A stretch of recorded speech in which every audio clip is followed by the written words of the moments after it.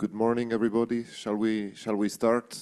First of all, let me introduce myself. I am Javier Diaz Cassou, the World Bank country economist for Morocco, and I'm going to be chairing this session.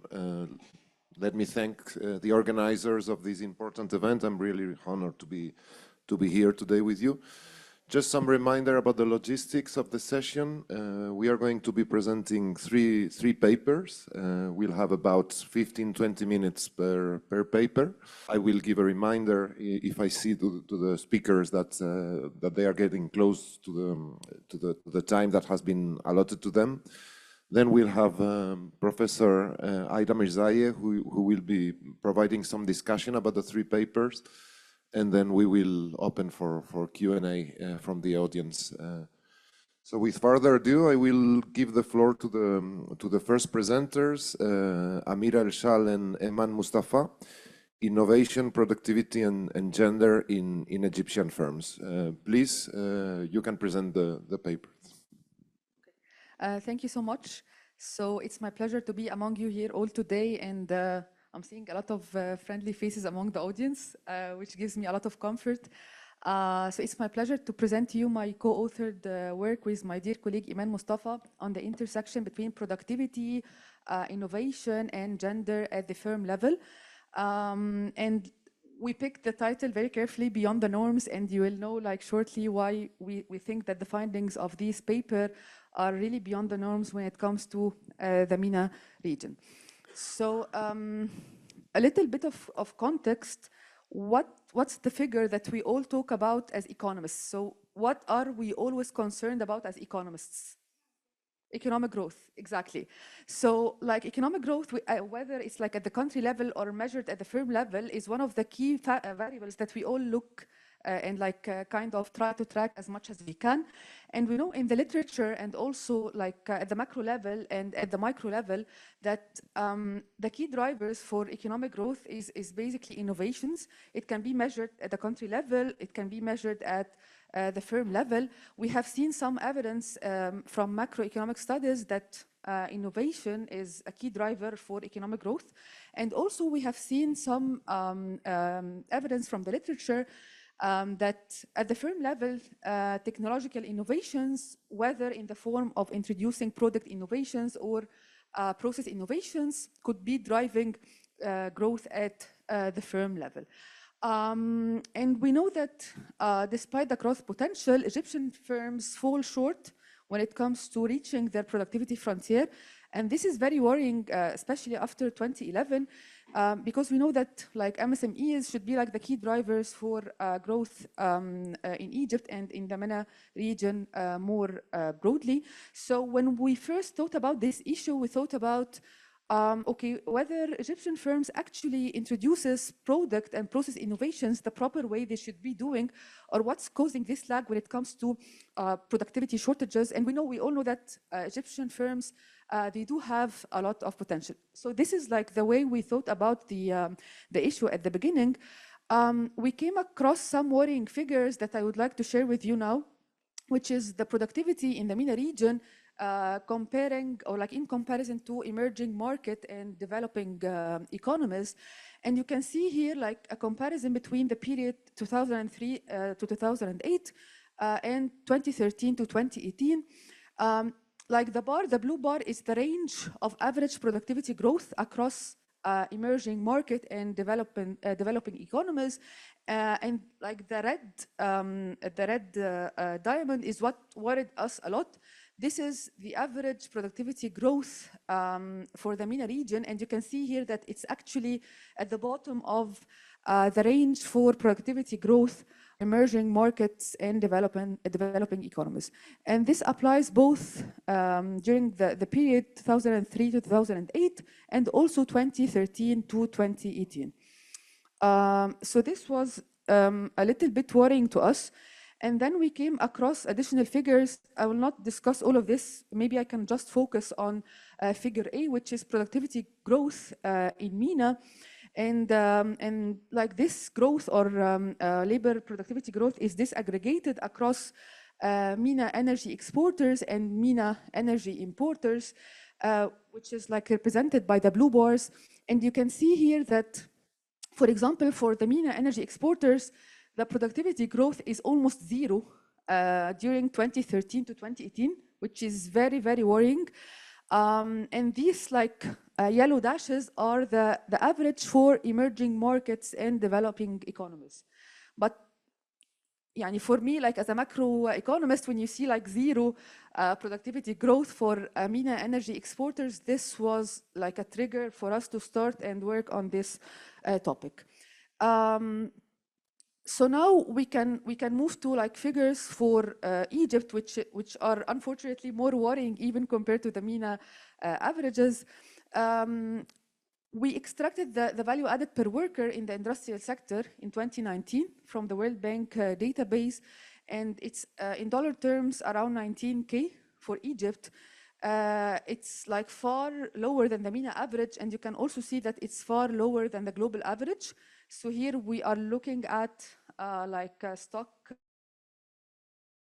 growth figures, and also like the value added per worker in the services sector in 2019 in Egypt, also in dollar terms, it's around 15K, which is less than half of the global average of value added per worker. So we can see here that like the MENA region is falling a little bit behind when it comes to growth in labor productivity, but also like Egypt has like the issue more worrying or more alarming in terms of the value added per worker in the services sector in particular.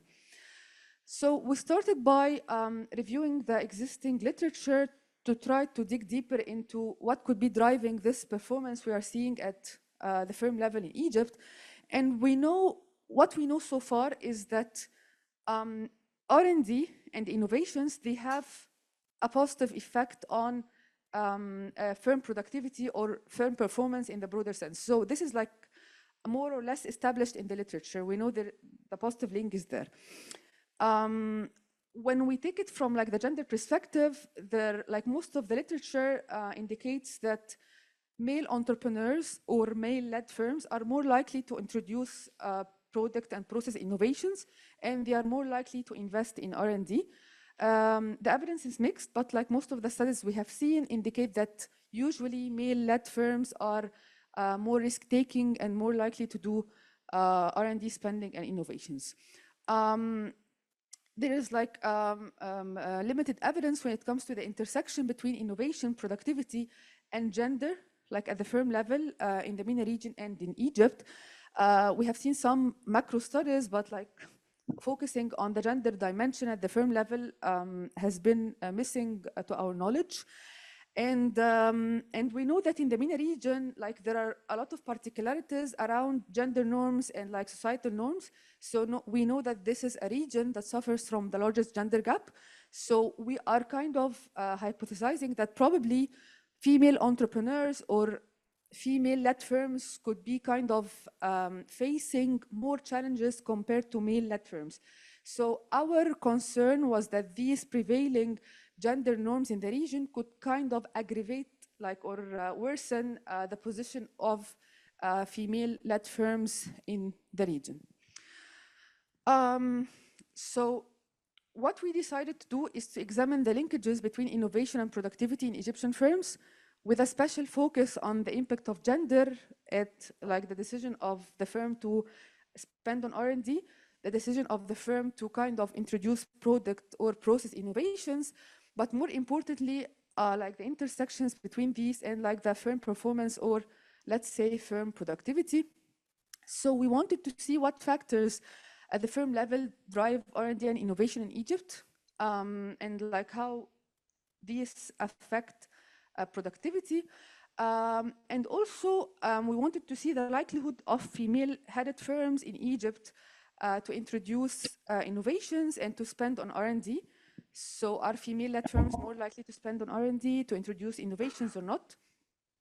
And then how this likelihood affects the productivity or like the firm performance of female-led firms in Egypt.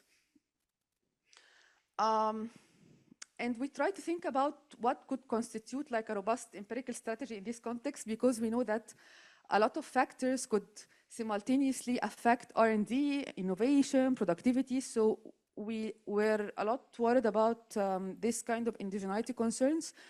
We also know that like the survey data set we'll be using, we will be observing innovations for just like a fraction of firms reported in the sample, and this could create like selectivity bias. And so we were worried about like the endogenous self-selection into innovation, etc.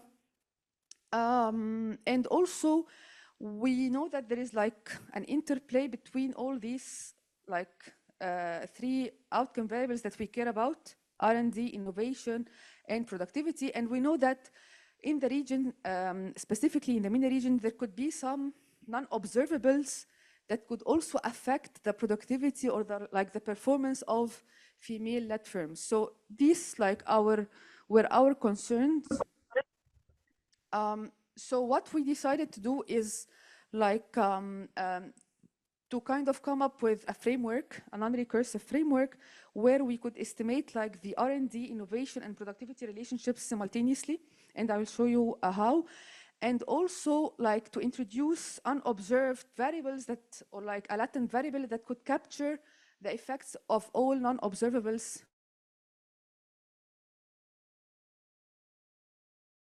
into innovation by incorporating instrumental variables in the analysis. So this is like the system of equations we thought of, and like this stems from Crépin, 1998 study. It's like a 3 equation system where the first equation focuses on the decision to spend on R&D. The second one is innovation output, IO, which is product or process innovations. And the third one is Y, or like firm performance, here captured by firm productivity. And you can see here that the R&D, for example, it appears here like in the first equation as a dependent variable, but then later it appears as an explanatory variable in the innovation output equation. And similarly for innovation output, it appears here as a dependent variable in the second equation, but in the firm performance equation, the third one, it appears as an explanatory variable. Like vectors V, W, and Z, these are like the other determinants of each of the respective equations. And we have included here a dummy for a firm being female-led. And like what I would like to talk about is the eta I here, and eta I here like represents the firm level effect. So and we hope that this could like attenuate for any indigeneity that could be stemming from omitted variable or like some of the omitted variables that are not captured in our data set. And also like we knew that innovation output could be endogenous. So we assume that it's not only affected, it's not only being affected by this fixed effect, but also by a time varying unobserved component, which is the psi IT. So the psi IT here, this is unobservable, but it differs by time, and it appears here 2 times in the second and in the third equation. So we assume that this non-observables, they affect innovation output and productivity. So they appear in both equations 2 and 3, but they affect them in a different level or like differently. And that's why you can see here there is a gamma coefficient for equation 3.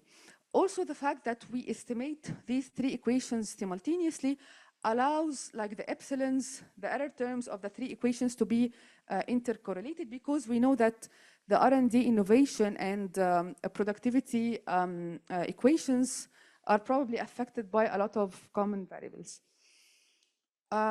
Like in an extension, we are thinking of maybe kind of interacting this dummy variable with some of the determinants at the equation level. I don't know if the model will converge, but this is like an extension that we have been thinking about lately. We used panel microdata from the World Bank Enterprise Survey. we came across a very interesting panel data set, because I know that most of the, earlier, most of the World Bank enterprise surveys, they were cross-sectional, but recently there was a panel data set being released by the World Bank. So we have seen 3 waves for Egypt, 2013, 2016, and 2020. It covers more than 1,000 firms in both the manufacturing and services sectors. So we decided to kind of use the panel data set also to attenuate any indigeneity concerns. So like these are, let's say, the 3 equations we have been discussing. The first one is productivity. We report on 2 measures, value added per worker and sales per worker. The second one is innovation output, and the third one is R&D spending.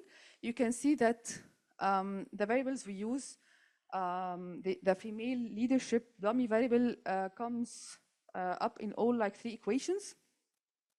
And you can see here that we included a lot of the variables that are captured as determinants in the literature for the propensity to spend on R&D, or like the propensity to introduce products or process innovations, etc.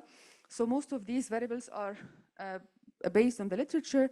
We just try to make sure that like we use like whenever possible, we use like, for example, indices to capture technology push factors, demand pull factors, instead of like putting them per se like in the equations, etc.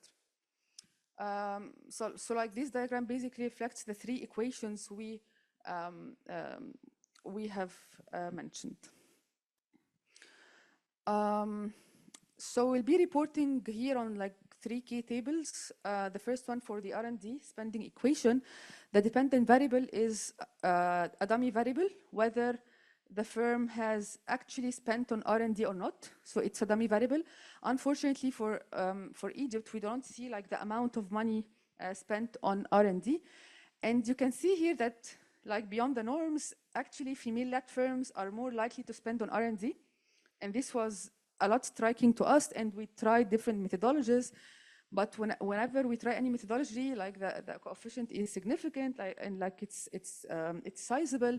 So this table basically tells us that female entrepreneurs or like female-led firms in Egypt are more likely to spend on R&D, like in pure terms. We report on other like determinants of R&D, but like the key one is the first one, which is the dummy for females. These are like the estimates for the innovation equation, innovation output equation, our second equation. And also you can see here that beyond the norms, female-led firms in Egypt are more likely to introduce product and process innovations at the firm level, which was also very striking to us. So we tried different estimation strategies. 3 minutes. Okay, thank you. And again, each time like the results were robust and to any estimation strategy. And like this is the third table, the estimates of the productivity equation. So you can see here that we do not observe any significant differences between the productivity of female-led firms and of male-led firms in Egypt. So the coefficients on the first row are insignificant, and like the rest of the coefficients are kind of consistent with the literature. And this actually means that probably, and this is the hypothesis we'd like to test, probably female entrepreneurs in Egypt, like where we suffer like very tough gender norms, are more likely a self-selected group of women. So these are not like the typical women that are there. We cannot like prove this from the data set we have, but this is the hypothesis that we want to tackle, that probably female managers or female owners in a region that suffers from the largest gender gap are outperformers. And this is why they are more likely to spend on R&D, they are more likely to innovate.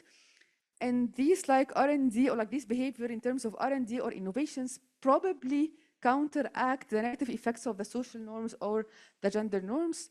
We don't have a proof of this from the data set, but we hope that we can expand the analysis to focus on this dimension. What are the traits, the unobservable traits when it comes to female-led firms in the region? One last comment is that this latent variable that we introduced, which basically captures the effects of the non-observables in the region, or like in Egypt, we do not know what does this latent variable captures, basically. So we know it captures non-observables. It can be gender norms, social norms. It can be like personal traits of female-led firms or like of managers we do not observe, but you can see here that it's highly significant. So we hope that we can try to expand the analysis and to focus on what are these non-observables that could kind of explain our results better. So I can stop here, like by these conclusions that our findings align with prior research that R&D and innovation are key drivers for productivity. In departure from existing evidence, our results indicate that female-led firms in Egypt are more likely to spend on R&D and to innovate. However, when we adjust for innovation output, we can see that female-led firms, they are not more productive than male-led firms, but we do not observe any significant differences at the productivity level for firms. Thank you so much. Thank you very much. So let's move on to the second presentation. The title of the paper is the causality between financial inclusion and inclusive growth.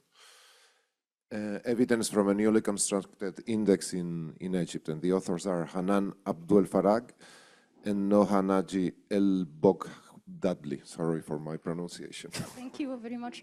I'm so delighted to be here in Morocco, thanks to the ERF that gave me this great chance to contribute with you our results concerning financial inclusion and inclusive growth. This work by me, Hanan from Damanhur University, Egypt, and Noha Nagy from Alexandria University.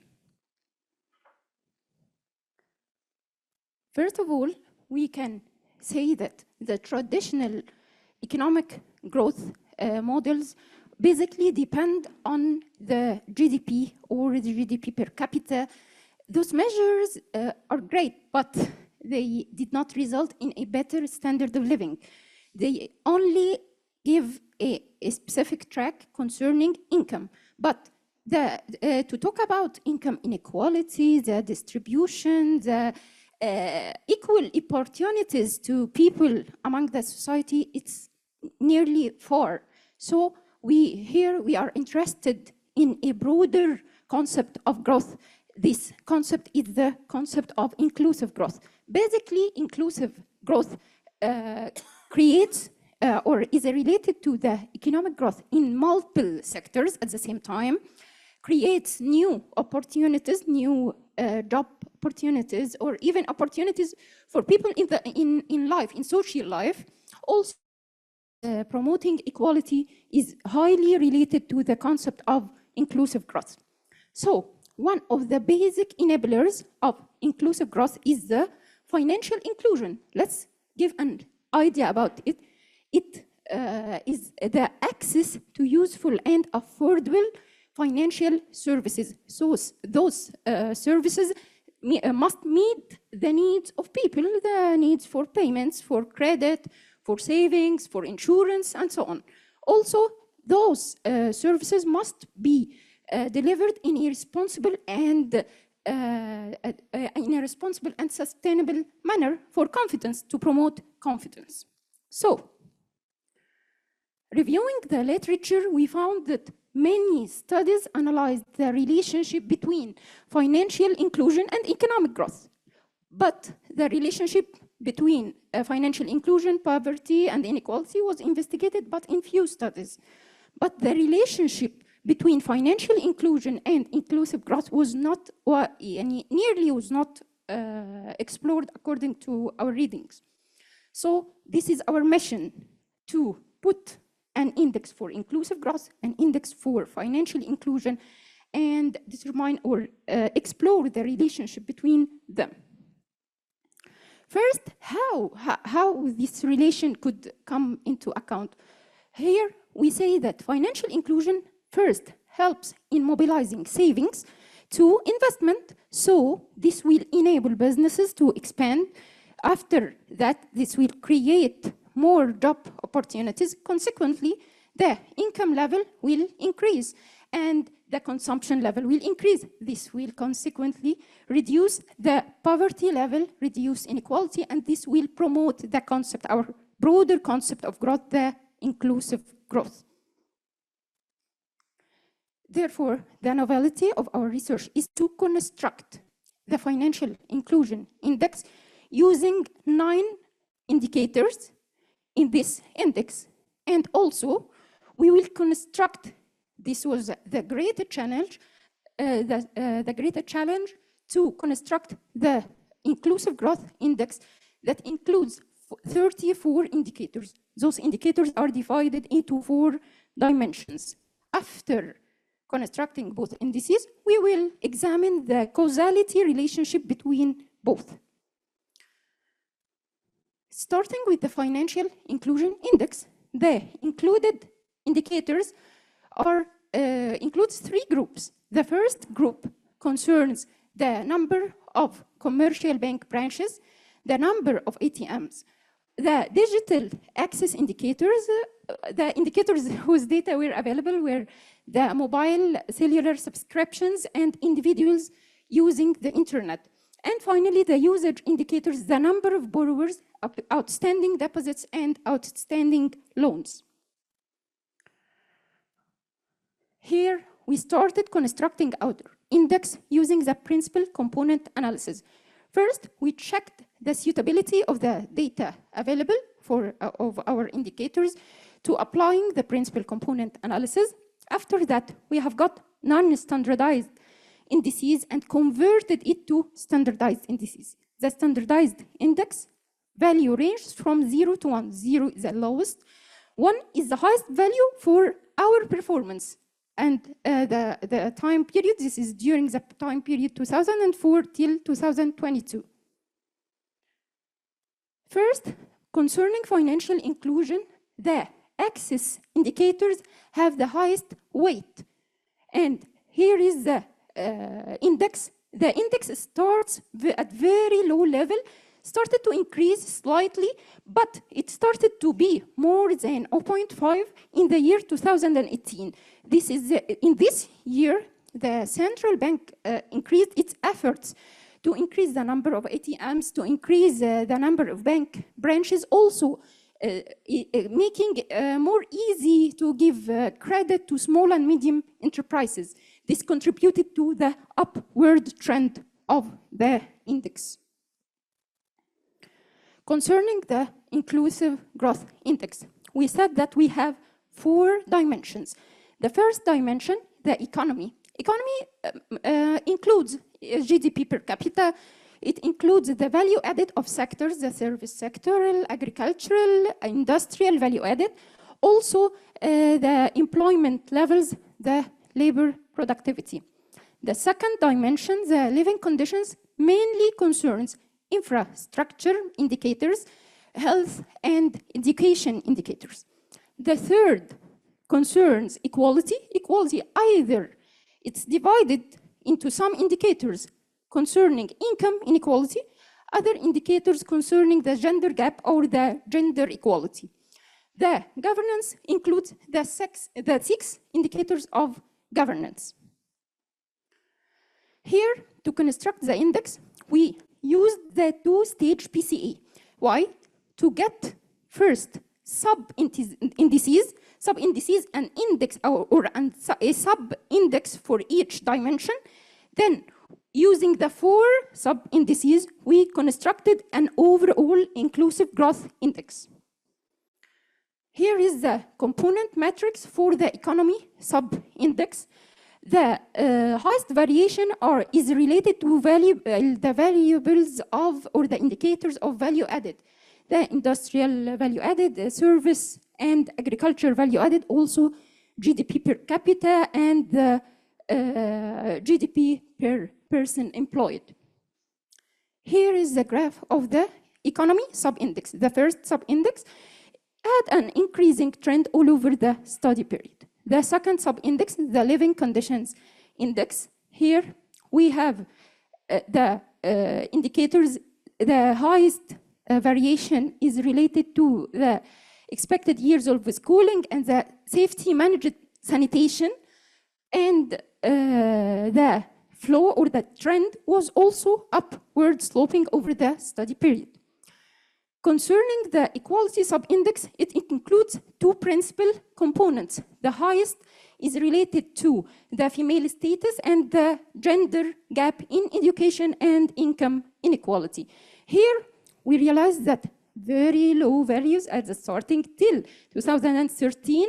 After that, the equality started after the Egyptian revolution, maybe it started to increase somehow. The governance indicators, also the height weight, is related to political stability, role of law, government effectiveness, and regulatory control. Here, this sub-index was somehow fluctuating. It was decreasing during the period 2009-2014. It improved during 2014, 2018. Maybe somehow political stability during this period improved, but it started thereafter to decline. Here is our overall index. Using the 4 sub-indices, we constructed this index. We found that the living conditions and the economy have the highest contribution to the variation of data in this index, while the governance indicator is negatively correlated. It had a negative effect on the index, but the performance of the index, the overall index, was improving. It was increasing over the years, especially starting from 2009. Finally, we reached the causality. The causality, there is two-way directional causality between financial inclusion and the overall index, the inclusive growth index. Here is maybe the comparison between the performance of the two indices. Here we found that till the year 2010 or 2011, both indices had very low levels. After that, they started to increase, but the increase in inclusive growth started from 2009, while the increase in financial inclusion was clear after 2018, after the efforts of the central bank, as we stated earlier. Here we can say that Egypt suffers from high level of financial exclusion, and for access to financial services started to improve after 2018, as we said. Also, inclusive growth increased, but from the year 2009. And the economy and living conditions have nearly equal weights, the highest weights in the index, and the governance dimension is negatively correlated to the index. Okay.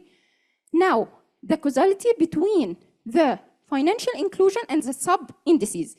There is two-way causality between financial inclusion index and the economy sub-index, the living conditions and equality sub-index.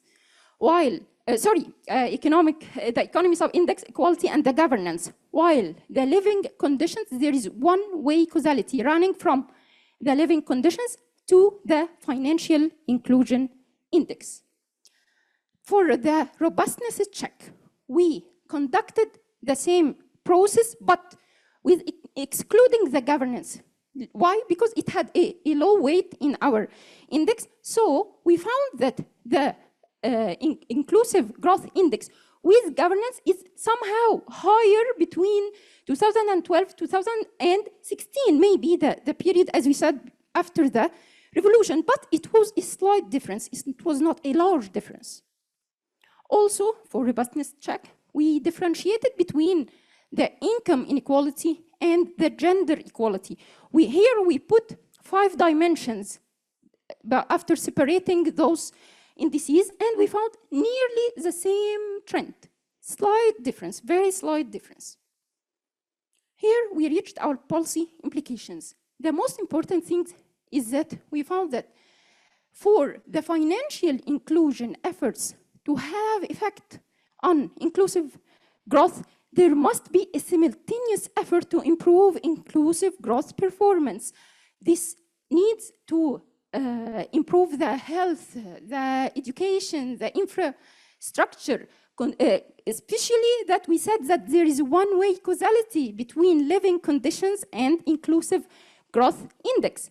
So a parallel inclusive growth strategy is needed to be able to reap the outcome of the conducted efforts. Finally, we can say that we need to improve the gender inequality and access to financial services, and this will help, the parallel efforts will help to reach more and more and higher levels of inclusive growth. Thank you very much.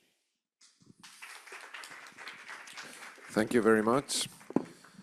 So we are now moving on to the third paper on the economic and distributional effects of dams, evidence from Iran. This is a paper by Hans Koster, Jos van Ommeren, Saeed Tajrishy, and Mohammad Vesal. I believe Mohammad is going to present it online. So the floor is yours, Mohammad.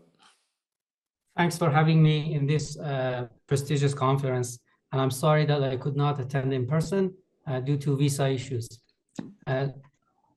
I'm very honored to present this paper called From Flow to Fortune, the Economic Impacts of Agricultural Dams in Iran. As mentioned, this paper is co-authored with Hans, Jos, and Saeed. Two of the authors are from the FU Amsterdam University, and Saeed and I are from Sharif University of Technology in Iran. So the idea behind this paper came from the importance of dams. As we know, dams are very important. They provide a lot of agricultural water. 30% of irrigated agriculture is by the water from dams.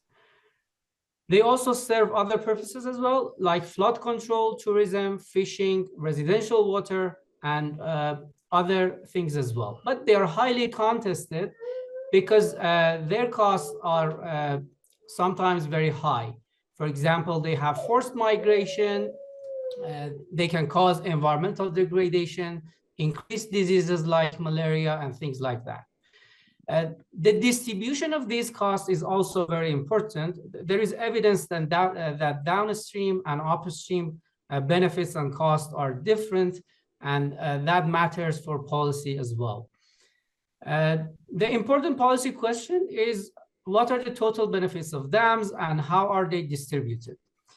So we have some limited evidence on causal effects of mostly large dams coming from India, USA, and Africa. There is some evidence on productivity and some evidence on poverty. The debate here is very heated because some people are arguing that dams should be due to their high costs. Our paper is going to talk about two important questions. One is, what is the effect of irrigation dams on agricultural land rents and profits? And the second question is to look at the distribution of these benefits across the region, across the upstream and downstream regions. So we have a whole host of dependent variables: revenue, wages, population, and agricultural production, and also irrigated area. So what we do is basically slightly different from the literature.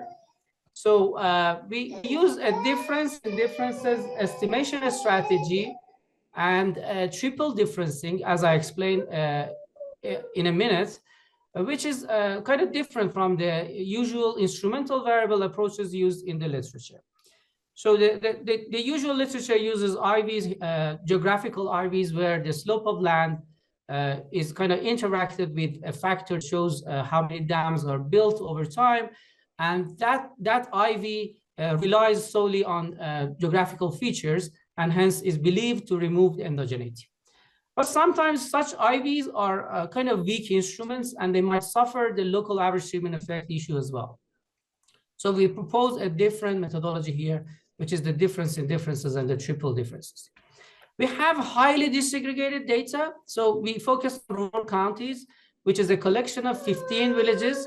It hosts like 10,000 households on average.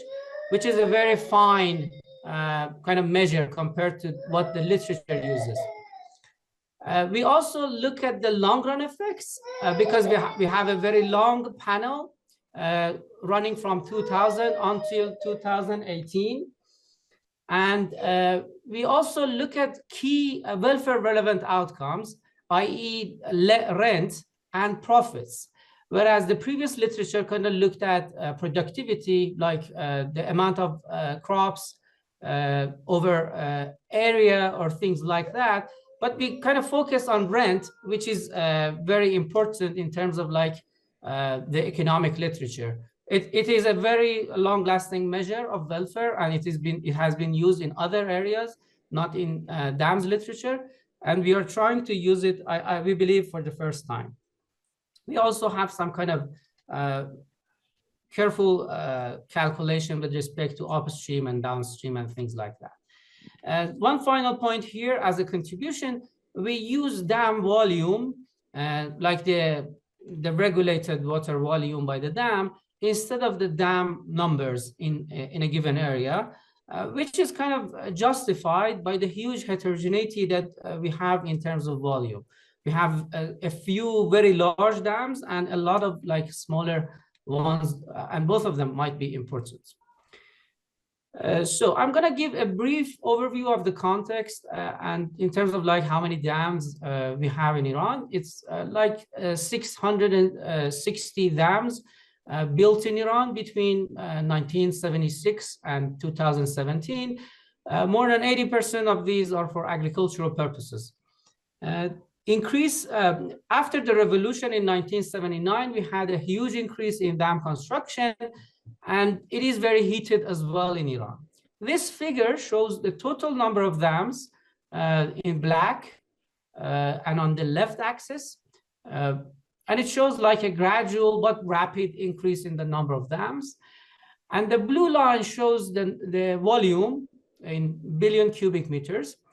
And as we can see, there are some huge jumps in terms of volume, and these are kind of big dams coming into operation. In terms of location, these polygons, the kind of small width lines show the unit of observation we have in this study, and the dots basically show the location of dams here.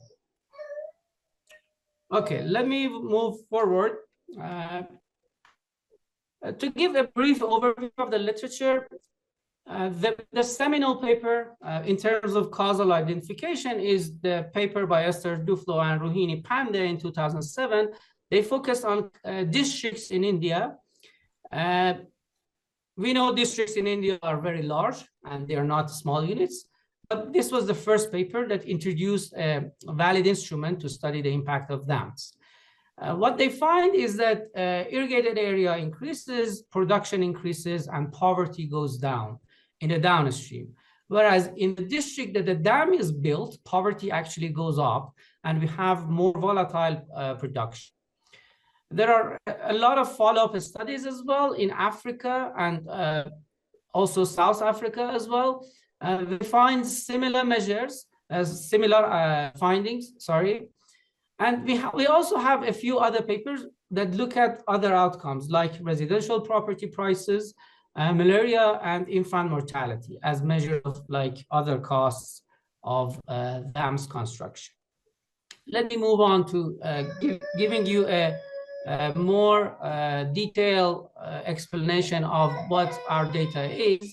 We have 2,200 counties. As I talked before, this is like 20 times smaller than what Duflo and Pandey do. We have survey data at farmer level that asks about agricultural costs and revenues in each village, including land rent, labor, etc. The land rent is the key variable here, and because not all farmers are renting land, this is mostly imputed land rent. Like they ask, what would be the rent if you want to rent this land to some other farmers? We also use population data from the census. DAMS data is coming from the Ministry of Energy and Ministry of Agriculture. We know the location, size, when the dam came to operation, and things like that. We do have district data as well as a secondary source here, and we get some aggregate level data as well. Let me move on to the strategy. We use mainly two strategies. One is the difference in differences strategy. We compare the change in outcomes for counties with dams to those without after the dams are established. So the specification that we are looking at is this one. We look at the log of the outcome, like land rent. And then on the right-hand side, the main variables are the three dam variables. We have the number, the volume of dams in the own district, DO, in the upstream and in the downstream of that county. An important thing to note here is we use the arc, the inverse sine hyperbolic transformation, because it can also treat zeros, and it has a very nice interpretation of percentages like logs. We include district and time fixed effects in this specification as well.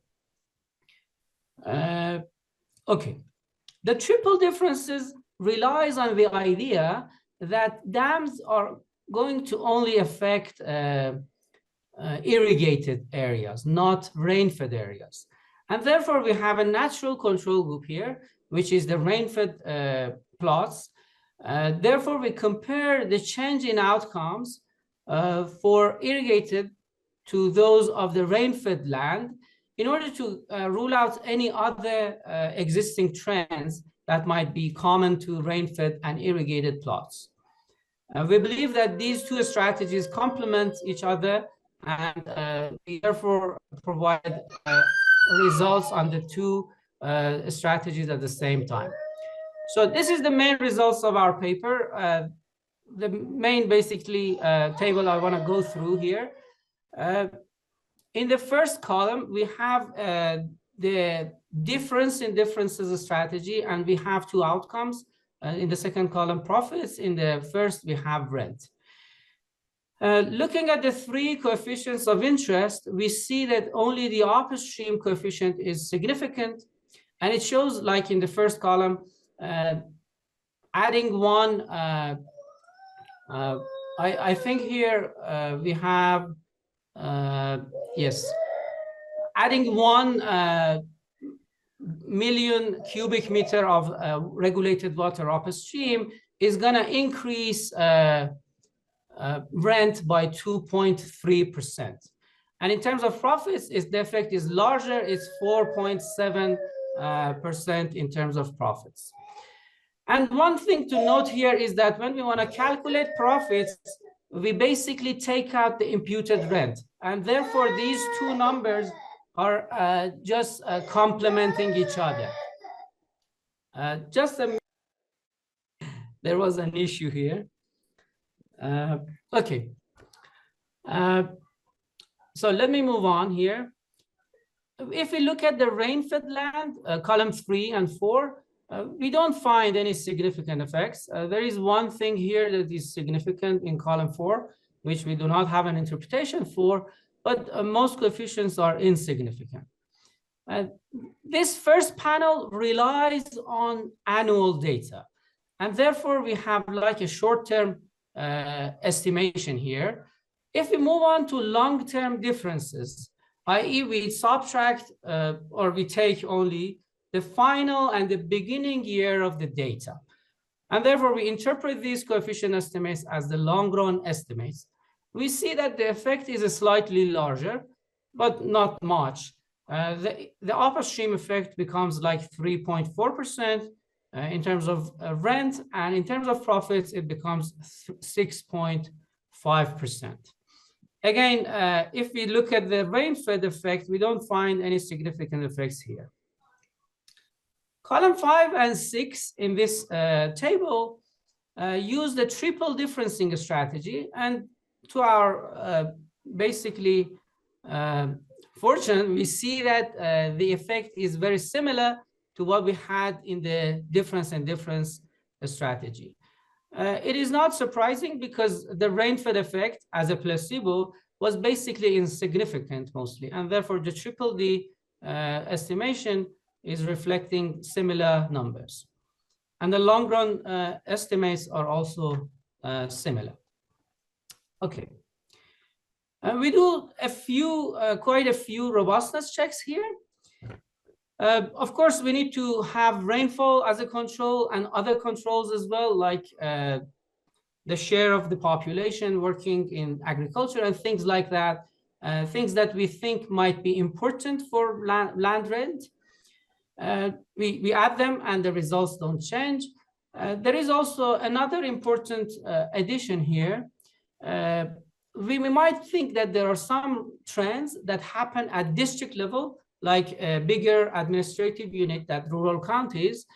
And then there might be some trends, like a good official comes to office at the district level and does good things in all, let's say, counties for a few years. And therefore, we include district by year and also basin by year fixed effects. The basin, the water basin fixed effects are meant to control for any, let's say, geographical year by year differences. Looking at this table, the effects are similar. Some numbers are different, like here we get 1.3 instead of 2.3%, but the effects are mostly similar, and the results of diff and diff and triple D conform nicely.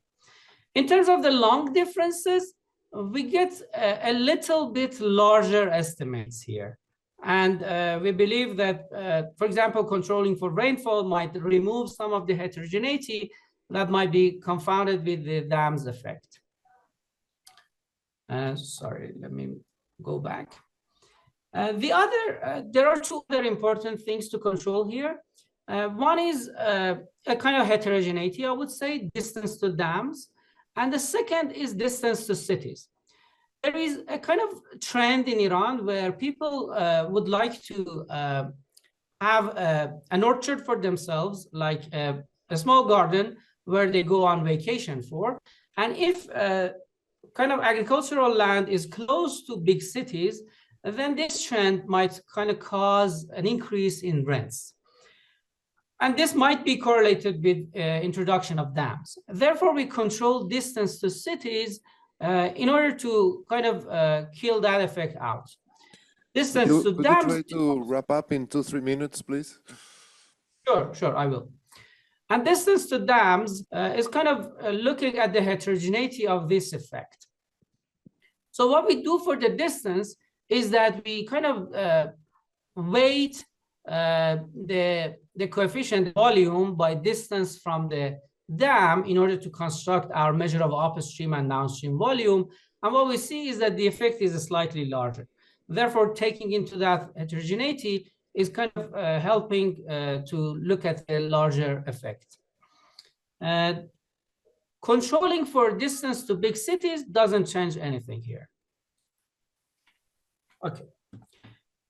Other outcomes, revenue, wages, and population, we see that irrigated revenue goes up, whereas rain-fed revenue doesn't change, and wages also don't change.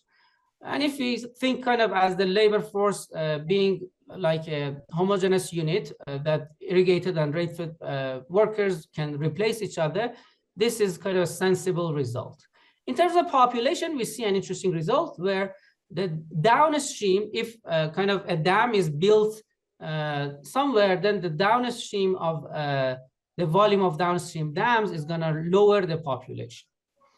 So in order to wrap up, let me go over the district level results.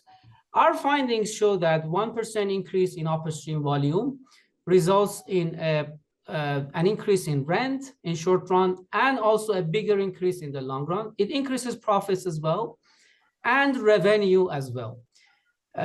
We see that profits increase mostly due to increased revenue, while costs go up because of increased rent, we can still pick up an increase in profits. And this means like we had some effect beyond what we had in terms of revenue. We finally do a cost-benefit calculation to see whether dams are worthwhile in terms of construction. I don't go through the 4 steps that we take to calculate the benefits. What we find is that the benefit to cost ratio is very heterogeneous. Like the mean of that variable is 5.4, which shows a huge kind of mean benefit of dams, whereas the median is below 1, meaning that most dams, i.e. more than 50% of dams, are not worthwhile, and their benefits is smaller than their costs. In terms of like the numbers, 136 dams have a net loss, while around 100 show a net benefit. And I'm going to conclude now. We introduce a novel difference in difference and triple differencing strategies and pick up a very significant effect of upstream dams on kind of welfare relevant outcomes. We also provide long run estimates, which is important to study welfare. And we show that there is unequal benefits of dams in terms of both upstream and downstream, and also in terms of dam specific locations. We have quite a few dams that are losers and others that are generating significant benefits. Thank you for your time. Thank you very much. So we are now going to begin with a discussion. Professor Mirzaie. Thank you. May I get the control for the PowerPoint?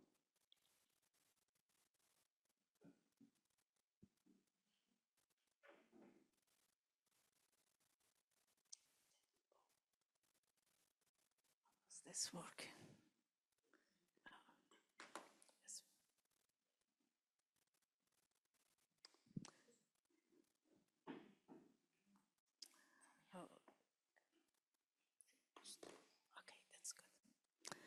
Okay, hi everyone. It is my pleasure to discuss these 3 papers. Well-written, good papers. I start with the first one. I have kind of summarized the paper as it was discussed, basically looking at the first one, the differences between male and female ownership of firms, how it is affecting innovation, productivity. And the topic is very good. It is a welcome addition to amount of research is done.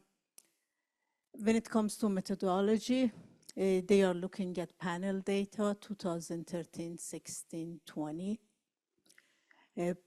They are looking at generalized structural equation model.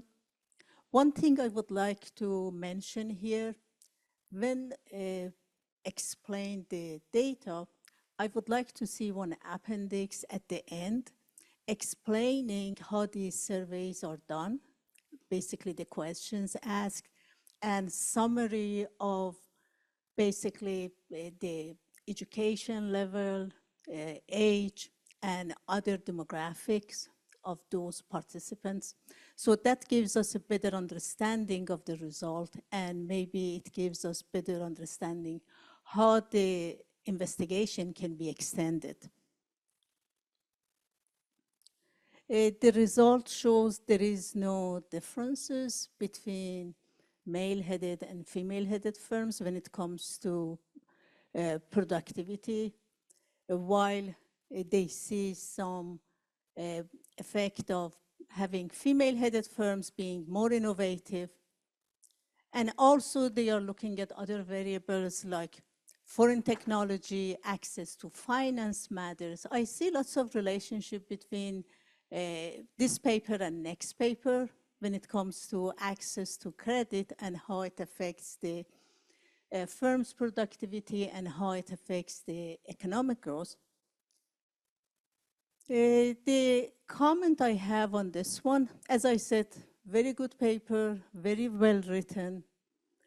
I would like to see a little bit more qualitative investigation. So basically going behind the data, and maybe the detailed information about the survey can help them to take a look at, for example, the difference, where it's coming from. Is it just being male or female, or it's coming from managerial style, or maybe the sectors that females are engaged when it comes to entrepreneurship, or males are engaged. So it gives us much more information, and also helps us when it comes to policy implication. What kind of policies we can exercise, we can apply to increase this engagement, increase productivity, and increase economic growth.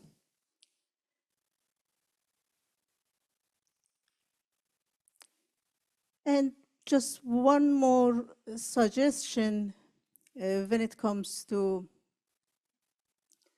introduction.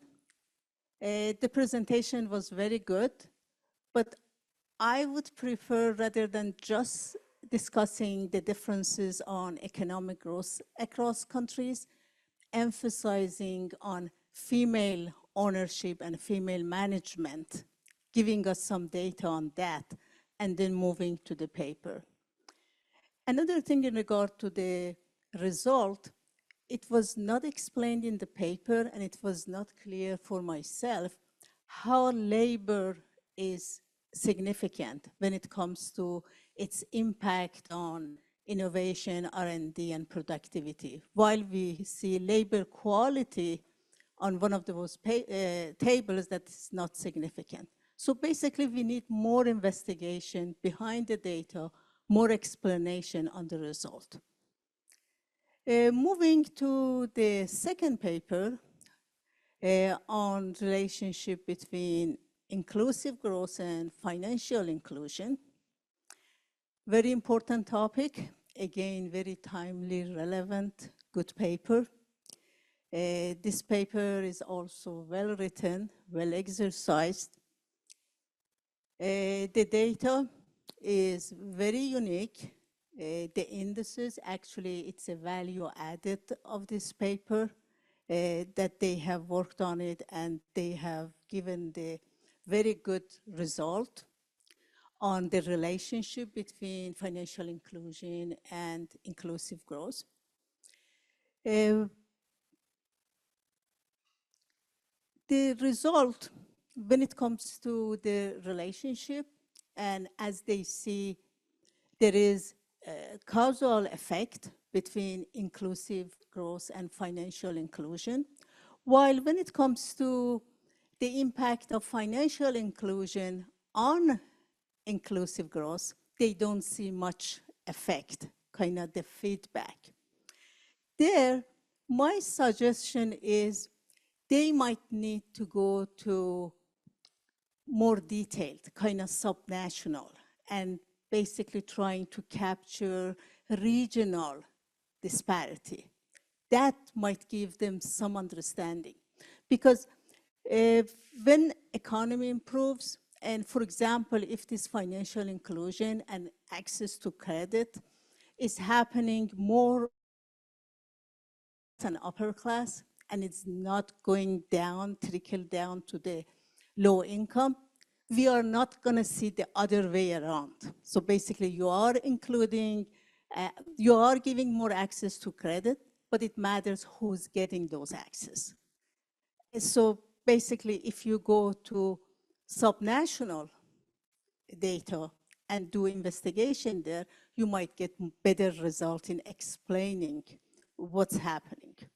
And you can come up with better policy implication for policymakers there. And finally, the last but not the least, talking about the impact of dams on the benefit from dams in Iran. When it comes to the objective and motivation, this is a very good addition to huge literature we have on the impact of dams. They are using very unique data They are using very good technique. And when it comes to from methodology and technical approach, it is a very good paper. However, when it comes to looking at doing cost-benefit analysis, in my understanding is they should go beyond just having one sentence saying, yes, dams have negative effect. When it comes to environmental effect of dams, as the author mentioned, many countries now, including the US, are trying to cut, not only not to increase the number of dams, actually, for example, in the state of Oregon, they have legislation to reduce the number of dams in order to reduce the environmental impact of dams. So when we are doing cost-benefit analysis, we have to take that in consideration. We have to take the impact on basically geopolitical impact, the cost. No matter we are talking about inside Iran in regard to provinces, the conflict among cities, when it comes to where we are putting dams and how it is affecting those in downstreams and upstreams, and also in neighboring countries. I don't know how many of you are following the news. Right now, there is a discussion, actually argument between Turkey and Iraq in regard to the dams Turkey is building, and it's affecting Iraq, their access to water. So again, those good paper, but it has to be inclusive and include all these costs. And also, even we don't take those implicit costs, we just look at explicit costs. As much as I saw the result, the benefit is covering just 20% of the cost. So even we see some benefit, but again, it is very difficult to justify that benefit. The version of the paper I read, it seems work in progress. So basically, I'm suggesting they need to take another look at the paper, get rid of redundant information, explain more, especially when you use literature review, you should justify why that matters and how it is related to the question in your hand. So basically, that's about it. Thank you for listening, good papers, and thanks. Excellent. Yeah, we have first question. Please go ahead. First of all, I would like to thank the presenter. This was a very thoughtful, eye-opening presentation. I have one comment for the first paper and another for the second. So for the first paper, we started the presentation by beyond the norms, but I'm sorry to tell you that we ended up with results that is typically consistent with the norms. So the results say that, and correct me if I misunderstood anything, that female-led enterprises are spending more on innovation, and they are producing more or introducing more innovative products, but they end up with the same productivity level as male-led enterprises, which is the norm in the region or in Egypt. So females need to work more in order to reach the same status as male, right? So for example, in labor market, if we have a female and male with the same qualification, typically a male would get the job unless the female has more qualification. So a female with a more qualification will get a job that requires a male with less qualification.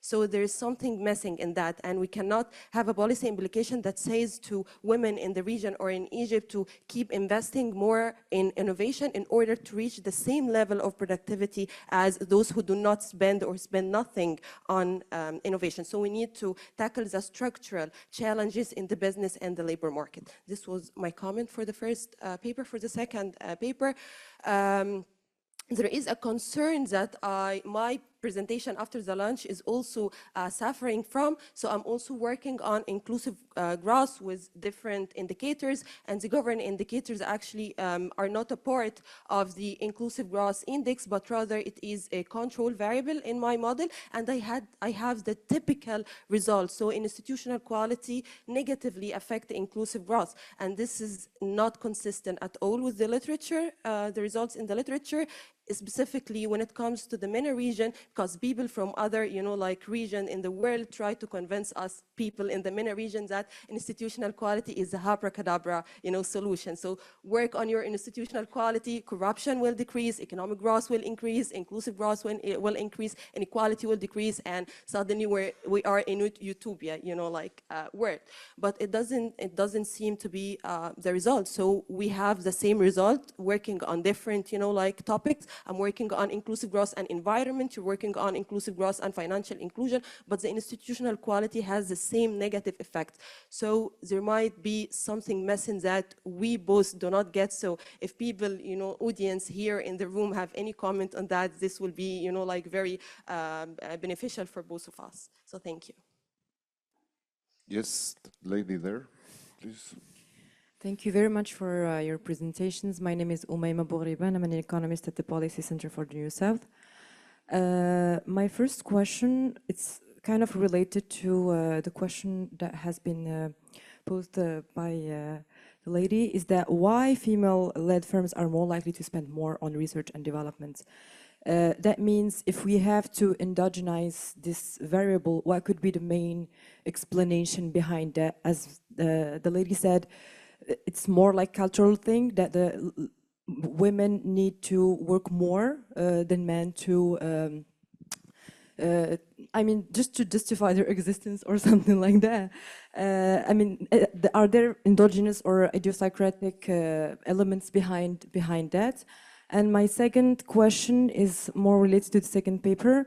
What is the difference between the new indices for the financial inclusion and inclusive growth compared to the existing ones? What is the innovation of these new indices? And the second one is, maybe you have said that if it, in fact financial inclusions, there is a bi-directional causality, but I think that it's more related to the demand side than supply side. It's not that we have existing financial infrastructure that it could have been more impact on growth, but sometimes it's, as I said, it's more related to cultural thing. People are not that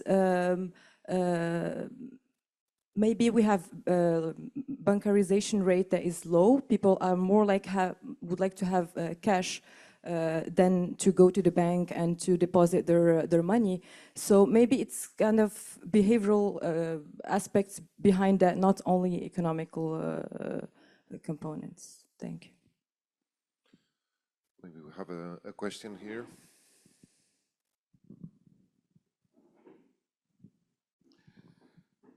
I have a question on the second paper and one comment. In bivariate relationships, we have misspecification problems, and for causality analysis, again, when we omit the relevant third or fourth variable, they are subject to spuriousness. So how do you reconcile that? So have you used any control variable, because you are using a growth context and other things? I think this is important. And the previous comment is, the last comment by the lady is very important, because in the financial development and growth literature, there is a similar context there, and you need to distinguish between different mechanisms like demand-led versus supply-led versions there.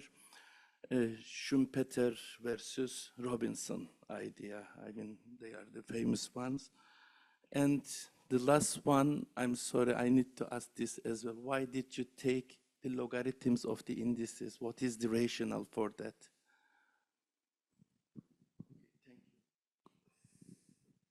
Thank you. I have a question for the first paper. I want to understand how you measure the innovation output. That's one question. And then the second question, research and development spending is an input into the innovation process. So I guess this is related to the first question. What is the measure of innovation output in the analysis? And then to build on what the first speaker said, did you find any difference in the data between innovating women-owned firms and non-innovating? So the idea is, do women actually need to spend at all on this just to kind of end up at the same level as their male counterparts, or is it a complete waste? That would be an interesting question to investigate. Thank you. Do we have any other question? Yes, yes, sir.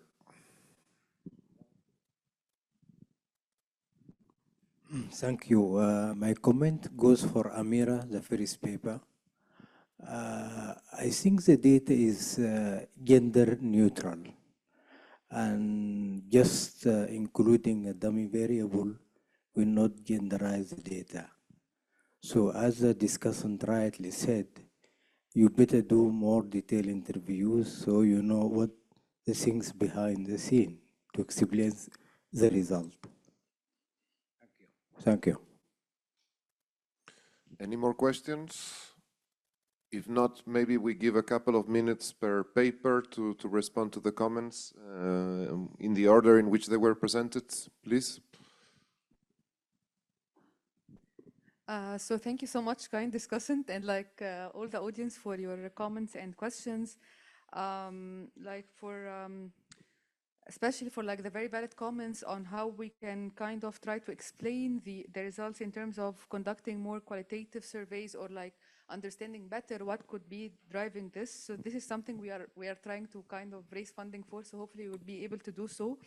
And also for now, we can use all the data available in our data set when it comes to, as you mentioned, the managerial style, the sectors, subsectors, to try to, we control for them in the estimation, but we should kind of delve deeper and see patterns by sector, subsector, by managerial style, trying to take into consideration all these factors. So in response to the questions, so when it comes to the beyond the norms, so the findings are beyond the norms because in the literature, women are less likely to spend on R&D and less likely to innovate. So this is well established in the literature that usually female entrepreneurs are most likely risk averse, etc. So in other regions, even using the World Bank Enterprise Survey data, they are less likely to spend on R&D and less likely to innovate. And this has negative effect on their performance. So in this paper, we find the opposite, that women entrepreneurs in the region are more likely to spend on R&D and to innovate, which is actually beyond the norms and even inconsistent with the literature. Our hypothesis is that this could be driven by the fact that the MENA region is suffering from a lot of gender disparities. So probably female women who reach to the state that they are managers or owners, probably they have some abilities that is not captured in the data that could be explaining this.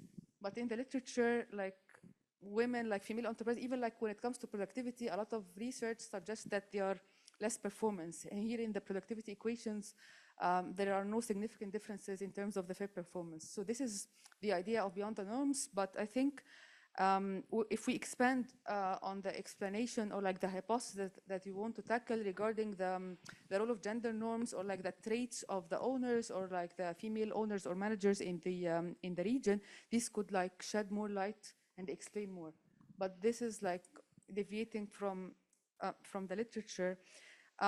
So why do female entrepreneurs spend more on R&D and on innovation? So in the last equation, we control for R&D and innovation. So when we control for them, we found no significant differences when it comes to productivity. What does this tell us? It tells us that it's not, when we control for innovation and R&D, women are not less of performance. So we rule out innovation and R&D when it comes to firm performance, and this kind of opens our analysis in our future papers to dig deeper into gender norms.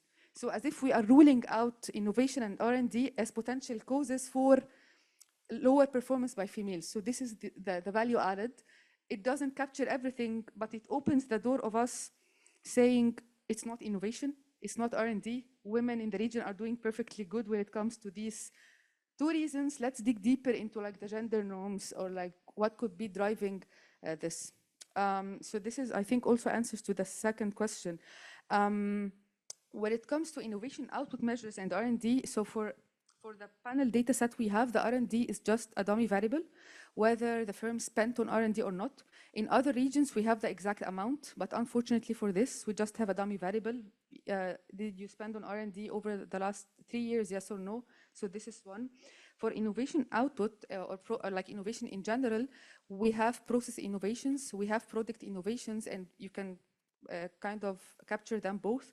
So it's like a 0, 1 to categorical, let's say ordinal variable, 0, 1, 2, 3, where the first one you don't introduce anything, and then process innovations, product innovations, and then both. It's also like whether like the firm has actually introduced or significantly improved its processes over the last 3 years. And also for product innovations, like have the firms introduced new products or services to the market over the past 3 years.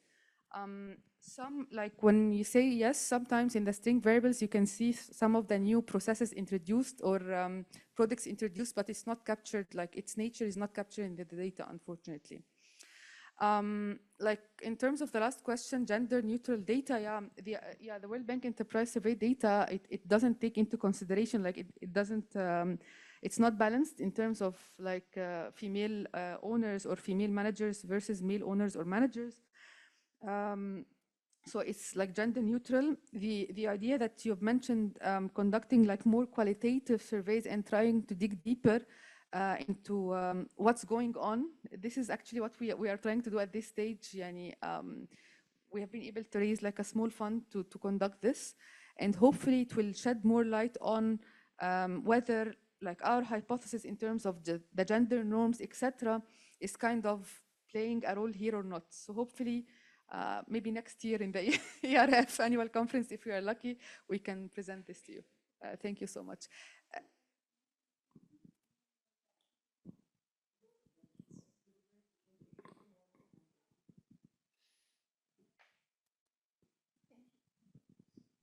Thank you very much for your comments. First of all, I would like to comment about the issue of governance. Really, governance is expected to have a positive effect, but the problem is that we have declining level of governance. The level of governance in Egypt was declining in almost most of the years. Even when it increased, there was a slight increase. Therefore, this resulted in the negative relation or the negative correlation between both. So we have declining governance, but inclusive growth includes many indicators. So the other indicators pull this up. So this is the reason behind the negative correlation. It's not that governance is not important. Governance is important, but our performance is not good. This is concerning this point.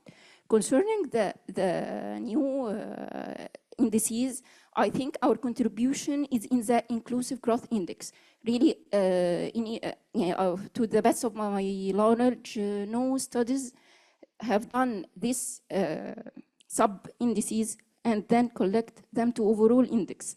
Those indices, we followed the UNCTAD and the ASEAN Development Banks. The ASEAN Development Banks added the governance indicator, while the 3 other indicators were used by the UNCTAD. So we constructed a new index that is not really available before, even for other countries, not just Egypt. This is concerning the indices, concerning the causality. Causality, why we used the log? The log for 2 reasons. First, stationarity issues. The data stationarity had many problems without the log. The other issue that it's meaningful that we use log as we need to compare the percentage change in this indicator and this indicator, not just the value of this indicator. This is in my point of view. Also concerning the endogeneity, we use dummy variables, although it's bidirectional causality, but We added dummy variables of each sub-indicators, the dummy variables that we found using the break stationarity test. We added for each variable a dummy variable that represents or that reflects the year of divergence of each sub-indicators to deal with this issue. Finally, I can say that the idea of demand-led and supply-led, this I find it a very good idea that will be added in my future work. Thank you. Thank you very much. Mohammad, do you want to come in and react to some of the comments? Sure. Thanks, Javier. I also thank Aida for providing thoughtful comments on our paper. Yes, we don't have a circulating draft yet. We are working on it, and it will be finalized probably within a month. The caveat here, as I accepted and my co-authors as well, is that we have only estimate for one parameter here, and that's the increase in rent and profits. And therefore, on the benefit side, to agriculture, let's say, we have some good measures. But on the cost side, we are lacking measures, reliable measures in our context. And that's why we did not dig deep into the cost side of the cost-benefit analysis. But we can, of course, make some assumptions and also explicitly state the caveats in the cost-benefit analysis. Although I'm very happy that you bought the identification strategy, it's very good for us, and we hope to work on the paper and improve the policy implication section as well. Thank you. Thank you very much. I don't know if there's any other comments left. Otherwise, we can give an end to this session. Thank you very much for the very good discussion and very good papers.